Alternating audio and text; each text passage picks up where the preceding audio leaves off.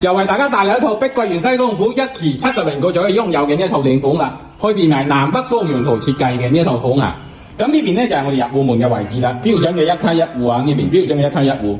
一入到嚟就係我哋第一隻房間啦，可以變埋空調嘅，反正拎包車可以入住。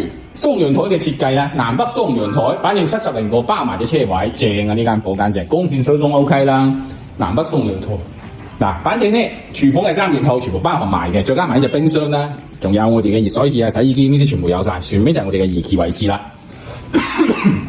跟住嚟再睇睇我哋第二隻房間啦，第二隻房間依然有空調嘅，大家可以見到啦，相當好用嘅。呢邊咧就係我哋嘅公共衛生間啦，呢一邊咧就係我哋第3隻房間，呢邊就係我哋第4隻房間啦。第4隻房間光線相當 OK 嘅呢一套房啊。嗱，呢邊就係我哋主人房嘅衛生間呢個位置啦。咁而家咧，我哋而家就收翻70幾個，咁仲要包含埋一隻產權車位喎。咁想睇幾多間棚經理？記得關注哦。